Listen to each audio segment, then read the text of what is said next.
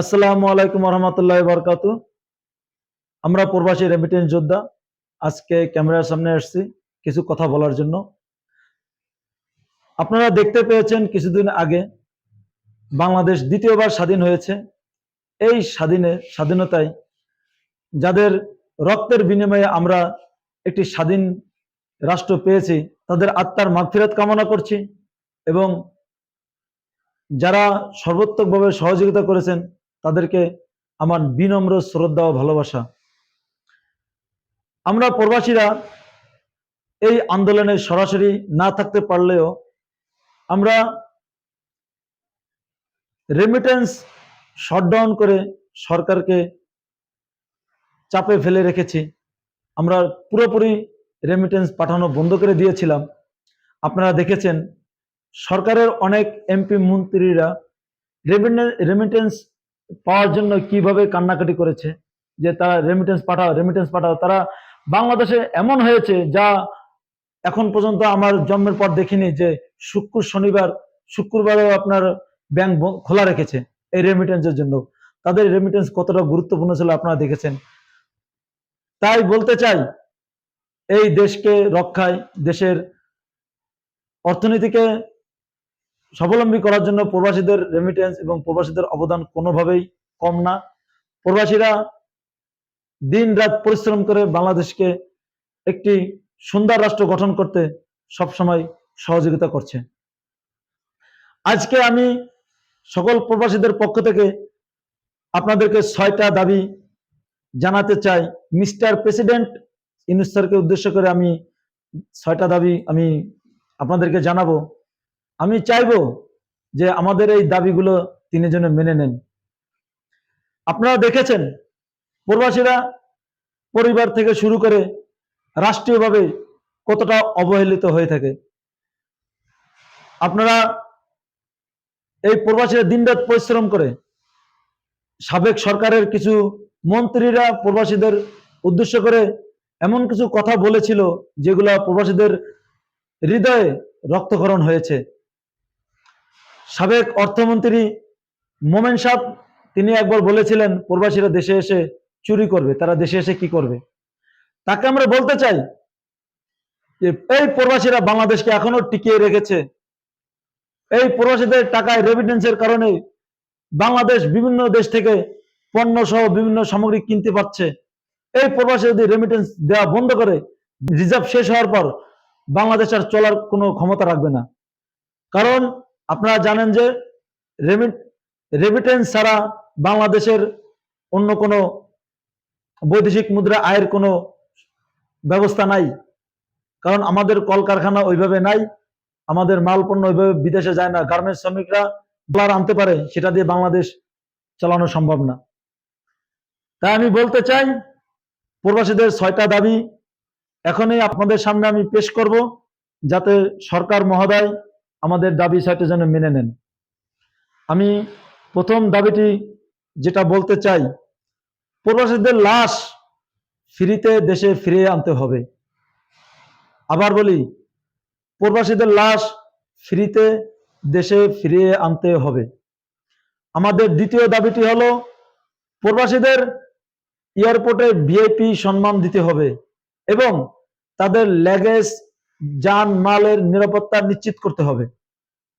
তৃতীয় দাবি, বিমানের টিকিটের সিন্ডিকেট ভেঙে বিমানের টিকিটের দাম কমাতে হবে।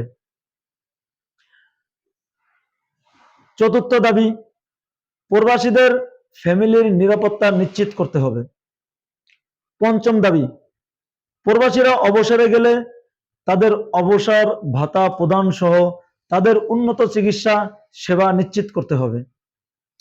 ষষ্ঠ দাবি, সকল প্রবাসীকে প্রবাসী স্মার্ট কার্ড করে দিতে হবে। এই ছিল আমাদের দাবি। আমরা চাইব যে সরকার মহোদয় আমাদের দাবিগুলো মেনে নিক। আমরা আরো স্বতঃস্ফূর্তভাবে আমাদের প্রতিটা টাকা আমরা সম্পূর্ণ ব্যাংকের মাধ্যমে পাঠাবো। আপনারা কি বলেন? আমরা সবাই একমত। আমি সকল প্রবাসীর উদ্দেশ্যে বলি, আপনারা এই দেশ গঠন করতে হবে। আমাদের দেশ স্বাধীন করেছে আমাদের ছাত্র সমাজ ভাইয়েরা। আমরা দূর থেকে আমরা অনলাইন অফলাইন আমরা অনেক তাদেরকে পরামর্শ দিলেও কিন্তু জীবন দিয়েছে, আমাদের রক্ত দিয়েছে আমাদের ছাত্র সমাজ, আমাদের ছাত্র ভাইরা। তো এই দেশ প্রবাসী গড়ার লক্ষ্যে প্রবাসীদের অনেক ভূমিকা রয়েছে এবং দেশ গড়তে প্রবাসীদের অনেক সুযোগ সুবিধা আছে। দেশ গড়ার জন্য প্রবাসীদের অনেক ভূমিকা রাখতে হবে। তাই পাশাপাশি প্রবাসীদের এই সুযোগ সুবিধাগুলো যেন পাই, সরকার মহোদয়ের কাছে আমাদের এই অনুরোধ।